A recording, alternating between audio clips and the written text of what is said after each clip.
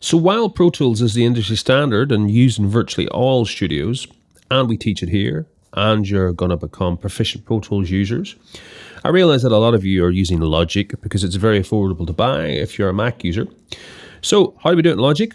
I'll show you. It's got a nice option in Logic for drum replacement and reinforcement.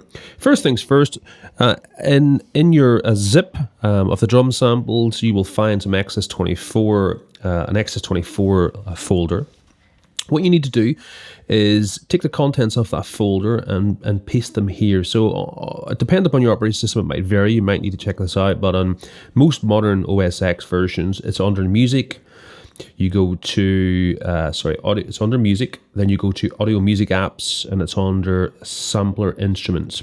So you'll have a folder with the XS24 instruments, which will be something like this. I haven't got everything here right now, but you'll have HUD Snare 1 Room, and then you'll have a folder, HUD Snare 1 Room, then you'll have an XS24 instrument, HUD Snare 1 Close Mic, then you'll have a folder, HUD Snare 1 Close Mic, etc., etc. So copy, paste those into that Sampler Instruments folder. Okay, you'll need to do one other little thing we'll show you in a second in the XS24. Right, so anyway, we've got these drum samples here. We've got the drum recording here. So I'm going to start off by replacing the kick. So on that channel, select that channel and go to Track and go to Replace or Double Drum Track.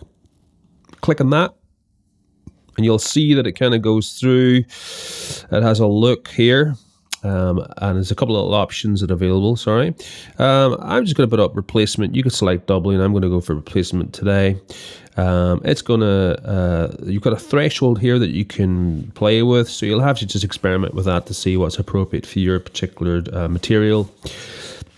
I'm just going to make sure the trigger note is at C3, so make sure you keep the trigger note at C3. I've designed the XS24 as programs to all trigger at C3, and we'll click OK, and you'll see it's going to kind of analyze it, and it's created now an instrument, an XS24 instrument with MIDI tracks that is now, it's kind of went out and it's worked out all of the transients, where all the transients are, and placed a MIDI note on a MIDI channel that, as you hear, when we listen to these two, the kick. Sorry, it's actually muted that. I'll have to unmute this 1 second. So go back again. Now, obviously, it's just playing a sine wave, which is not what we want. Yes, so I'm going to mute that again. Okay, so I'm going to go in, and you'll see it's already created an XS24 instrument for me, which is perfect. I've got my programs here. You'll have more programs than me because I've only just got Snare 1 at the minute. You'll have more programs, but in order to get those programs, once you've copied and pasted them into the correct location, you'll have to refresh menu, and then it will show your instruments. So for now, what I'm just going to do is I'm going to use HUD Kick Close Mic, and it's going to load up those samples. So whenever I press play, you can hear it's now triggering my Close Mic. Yeah.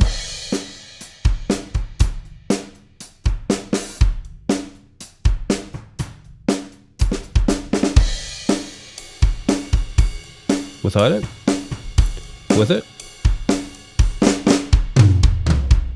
Now, if you click on edit, you'll actually see here some of the kind of programming I've done to make it all work. Okay, so there's loads of different samples in there. The samples are all round robined, so you're getting some variation in the samples. It's not triggering the same one every time. Unfortunately, XS24 can't randomize the samples, so they use a round robin process where it goes from samples 1 to 10 sequentially and then goes back around and starts that again. So it's not triggering the same sample back to back. Just one little thing here. You'll see that the velocity ranges I've set. So the hard samples are between 85 and 127. The medium are between 40 and 84, and the light are between 0 and 39. You can change those if you want. If you want to change those velocity levels for these hard samples, for example, you can just get in there and highlight those and set the low and high points to whatever you want. Now, as I said, you could change those if you want to your own taste. But the reason why I'm pointing this out is remember that, you know, whenever it's generated those the audio, the MIDI from the audio, it will also have tried to kind of factor in any variations in the velocity of those kick hits as well, the audio files. So you may find yourself wanting to get in and adjust things. So if you've got a kick and you want it to be hard, but it's triggering it as medium, well, you're going to have to go in and pull the velocities.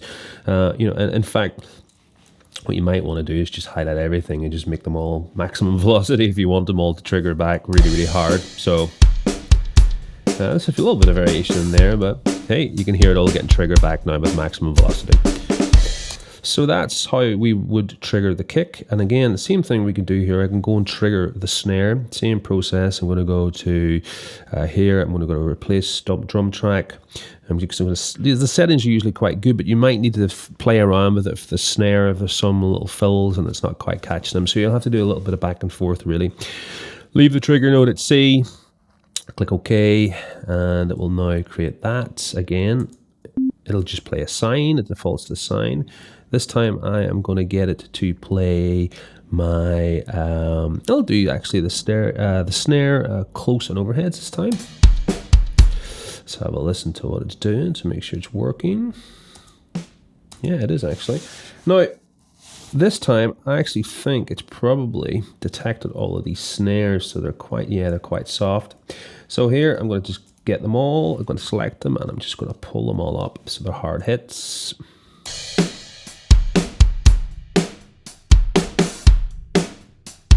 So you're going to need to play around with the velocities that it detects. You'll just experiment with that. As I said, for rock stuff, most of the time you're going to want it pretty hard. You might get in there and build in some variation into it to make it a little bit more natural. But I'd find more often than not, if it's a rock track, I'll just pull the velocities, make them all hard, and then go in and build in any variations to make it more natural myself, as opposed to going with the velocities it's detected. But you may like the velocities that it's detected, depending upon the song.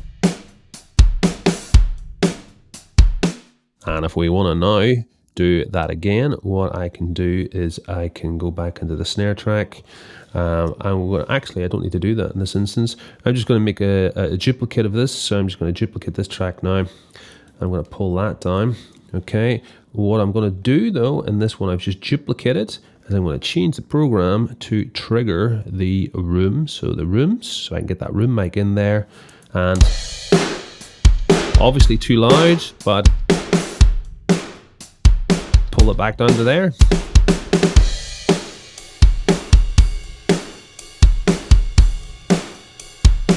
So that's the rooms with my close, and that's my kick. So those are all the samples I'm triggering. And that's how we do it in Logic. And if we wanted to simply just, reinforce, I can on mute, dry the originals, and I could blend in maybe a little bit of my sample to reinforce the original kick or snare. So you can do it that way if you want. It's up to you. So I hope you enjoyed that, and I hope you get lots of use out of these drum samples. As I said, they're made to be slotted into the mix with very little tweaking to the drum samples.